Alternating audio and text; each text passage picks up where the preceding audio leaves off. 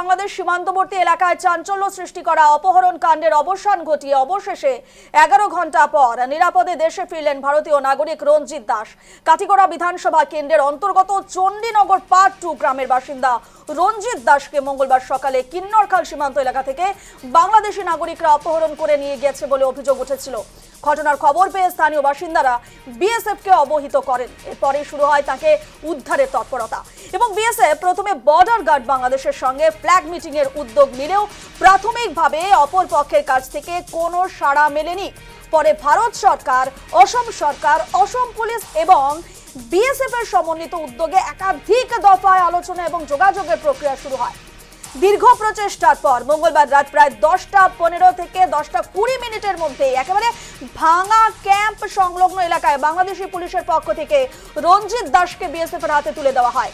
এরপর অসম পুলিশ তাকে নিজেদের হেফাজতে নিয়ে কালাইন এমজি মডেল হাসপাতালে স্বাস্থ্য পরীক্ষার জন্য নিয়ে যাওয়া হয়।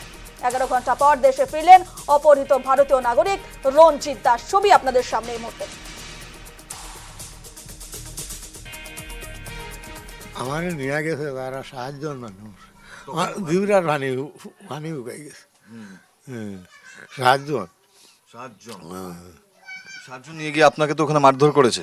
ওই আমি তো কিছু একটু এখানে সুতা গেছিলাম কিনিবা, টানিয়া টুনিয়া নিয়া পানি তোলাইয়া তো নিয়া না তুলছে। আর ওদের লাঠি আসলো আর তো তার 4টা বাড়ি মারছে, 5টা। তারপর আপনাকে নিয়ে গিয়ে ওখানে ওরা কি করেছে? তারা ঘর নিয়ে রাখি দিছে দরজা বন্ধ করে। আচ্ছা, আর কোনো মানুষ দেখতে মাইতে দেন না। সব বাংলাদেশিরা আপনাকে পুরো ঘেরাও করে বসেছিল। ওই তারপর এত ঘন্টা যাওয়ার পর আপনি কখন খবর পেয়েছেন যে আপনাকে রিলিজ করা হবে? তখন ও যে হারুস মিয়া তার ছেলে একটার নাম আসলো কালা, এগুলো এমতে আই এবার আমরা তো খেত যাই একটু সিনিয়রিত হই। ও ওকে আইয়া দেখে করি হাল্লা হাল্লাই নি বেড়া বেটা ঘুরে মারলাই কেটে রে, ই বেটা গীতা দুষ করতে রে হাল্লা হাল্লাই খান্দা লাগাইছে। আচ্ছা, তারপর আপনাকে যে বাংলাদেশি যে বর্ডার গার্ড আছে ওদের হাত থেকে আপনাকে বাঁচিয়ে নিয়ে আসে, মানে আমাদের ইন্ডিয়ান নিত না তিতা আমার মারলি বর্ডার গার্ডে যদি নিত না, তার উদ্দেশ্য ভালো আছে না, যদি ভিডিওরে না নিত তাহলে ওই ওই আমারে আরো অন্য খানো নিয়া কয় আই দিল আলাপ করিও না, আলাপ করলে অসুবিধা হইব। ঘর মারতে দিন নতুন বিটিয়ার আইছো না, আর পুলিশ আইছো। আপনার মাথা ফেটেছে? ওই মাথা ভাড়ছে। এ নিয়ে আমাদের শিলচরের প্রতিনিধি বিক্রম সরকারের এক প্রতিবেদন দেখুন। কালকে যে মর্মান্তিক ঘটনাটা ঘটেছিল, যেখান থেকে ভারতীয় নাগরিক রঞ্জিত দাস একজন বয়স্ক মানুষ যে প্রত্যেক দিনের মতো কালও এই ভারতের জমিতেই বর্ডারটা ক্রস করে যে ফেন্সিংটা রয়েছে, কাঁটাতারের বেড়া ক্রস করে যেখানে ভারতের জমি রয়েছে সেখানে কৃষিকাজ করতে গেছিলেন, ঘাস কাটতে গেছিলেন নিজের ক্যাটেলস বা গরুদের খাওয়াদের জন্য। সেখান থেকেই বাংলাদেশি যারা আছে প্রথমে নদী পার করে আসে 7-8 জন, ওনাকে ওখান থেকে উঠিয়ে মারধর করে উঠিয়ে নিয়ে যায়, নিয়ে একটা ঘরে বন্ধ করে রেখে দেয়। যেমনটা আমাদের সাথে কথা বলতে গিয়ে রঞ্জিত দাসের ছেলে সুজিত দাস বলেছেন কেমনটা ভয় ছিল। কাল আমরা দেখিয়েছি, আপনারা দেখেছেন যে পুরো দিন 11 ঘন্টা পর অনেকটি কথা বলার পর, কূটনৈতিক কথা বলার পর, রাজনৈতিক কথা বলার পর বিএসএফ যখন সূচনা দেন এখানে লোকাল মানুষরা এই ঘটনা ঘটার পর বিএসএফ ওখানের বাংলাদেশ বর্ডার গার্ডের সাথে সম্পর্ক স্থাপন করার চেষ্টা করে, কিন্তু 2 ঘন্টা 3 ঘন্টা পেরোনোর পরও কোনো রেসপন্স তাদের থেকে পায় না। তারপরই কিন্তু নড়েচড়ে বসে জেলা প্রশাসন, লোকাল অ্যাডমিনিস্ট্রেশন, আসাম সরকার, ভারত সরকার, সাথে কাছাড় পুলিশ এবং বিএসএফ বাহিনী। রাত 7টা নাগাদ কথোপকথন চলে। তারপর রাত 10:10 থেকে 20 মিনিটের মধ্যে ভাঙ্গা ক্যাম্পে রঞ্জিত দাসকে হ্যান্ডওভার করা হয়, বিএসএফের কাছে হ্যান্ডওভার করা হয়। ওখান থেকে কাছাড় পুলিশ হ্যান্ডওভার নিয়ে ওনাকে প্রথমে মডেল হসপিটাল যেটা আছে এমজি হসপিটাল কালাইন, ওখানে নিয়ে যায়। ওখান থেকে উচ্চ চিকিৎসার জন্য শিলচর মেডিকেল কলেজ পাঠানো হয়, ওখানে স্ক্যানিং হয়। ওনার এখানে আঘাত লেগেছে, মাথায় সেলাই লেগেছে, আমরা দেখেছি, ওনার সাথে কথা বলেছি, ওনার এখনও গলা কাঁপছিল। ইভেন এইখানের যারা মানুষ রয়েছেন এই পুরো অঞ্চলে যারা বর্ডার এরিয়ায় বসবাস করেন তারা এখন সংশয়ের মধ্যে আছেন, ভয়ের মধ্যে আছেন, কেননা এই কৃষিকাজ করেই তাদের জীবন যাপন করতে হয়। এমনই ভয় তাদের মধ্যে এখনও বিরাজ করছে। আপনারা তো এই যে এরিয়াতে রয়েছেন, এখানে কৃষিকাজ করেন, এটার উপরেই আপনাদের ঘর সংসার চলে। এই ঘটনা, এটা প্রথম ঘটনা নয় যেখানে আগেও এরকম ঘটনা ঘটেছে। কতটুকু সংশয় বা ভয়ে থাকে এখানের মানুষ? বলুন। অনেক ভয় আছে এখানে মানুষে যে কৃষি কাজ করতে গিয়েই হঠাৎ টাইমে তারা দা কুড়াল লাঠি সোটা নিয়ে আক্রমণ করে, অথচ তাদের গরু বায়ার যেগুলো এগুলো সব এই পারে পার করে দেয়। এই কারণে ভারতের জমি। হ্যাঁ, ভারতের জমিতে দিয়ে দেয় না, নিকটে তাদের জমি আছে, তাদের জমি পার করে দেয়, অন্যবর্তে ভারতের জমিতে মধ্যে খাইয়ে একদম নষ্ট করে ফেলে। তাদের কথা বলে তারা ধমকি মারে। আমাদের এখানে মানুষটা কিছু ভীতু ভয়ে কী করবো, ক্ষেত করতে লাগবো, ভাত খাইতে লাগবো।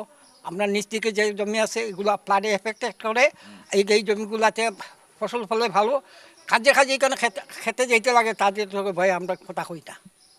কারণ কোন সময় তারা আইয়া মাইট মিট করে। তো আপনি তো ওনাকে অনেক বছর থেকে চিনেন। অনেক বছর, আমার অনেক, তার বাবার আমরা, আমি তার বাবাকেও চিনি, তার দাদাকেও চিনি। কালকে যখন এই ঘটনা ঘটেছিল তখন আপনাদের মনে কি চলছিল?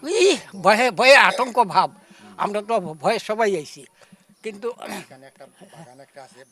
প্রায় হ্যাঁ, তারপরে তারা যেখান থেকে দরিয়া নিছে প্রায় আপনার কি করব, প্রায় 100 কিলোমিটার হবে ভিতরে, ইন্ডিয়ান মাটির উপরে তারা এখানে তারা এটা করছে। তারা তো সীমানা দেয়নি, কিন্তু এখানে এতটুকু আমার ঘরে থেকে কালকে দিবে তা পরিষ্কার দিবে। তাই আমরা ভারত সরকারের কাছে বিশেষ অনুরোধ থাকবো যে এই বর্ডারের মানুষগুলো যাহাতে নিরাপদে থাকতে পারে সেই বিহিত ব্যবস্থা করা হোক। তো এখানে আরো সিকিউরিটি ব্যবস্থা বাড়াতে হবে। যারা কৃষি কাজ করেন বা খেতে কাজ করেন তাদের যখন যান তখন কি সিকিউরিটিরা থাকে সাথে? না, তারা তো অফিসে থাকে, অফিসে থাকে, তারা নিচে লাম্বার অধিকার নাই। অধিকার নাই। ওইখানে তোরা বারজার আছে, গাছ ফসল আছে, ওইখানে বাগানোর মধ্যে তারা নৌকা দিয়া তারা অস্ত্র আনিয়ে দা কুড়াল আনিয়ে এখানে লুকাইয়া রাখে। আর আমরা ইন্ডিয়ার পাবলিক যেহেতু ক্ষেতর মধ্যে যায়, যাবার বাদে তারা 6-7 জনে মিলিয়া একলা যদি পায় দমক দেখাইয়া দা কুড়াল লইয়া এন্ডিফেট না আমরা আনি লাই। এইখানে বাগানোর যে জঙ্গলগুলা আছে আমরা মুখ্যমন্ত্রীর কাছে অনুরোধ করিয়া এই জঙ্গলটা যাতে আমরা এইখানে সব সফা হইতো। আচ্ছা, কালকে যখন উনি এসছেন বাড়িতে, অনেক আসাম সরকার, ভারত সরকার সবার পদক্ষেপে উনি এসছেন, তাদেরকে কি বলতে চাইবেন? আচ্ছা, সরকারকে আমরা এই কথা বলি যে আমরা নিরাপত্তা চাই। হ্যাঁ, নিরাপত্তাটা আমরা চাই। যাদের আমার না করলে তো ভাত পাইব না।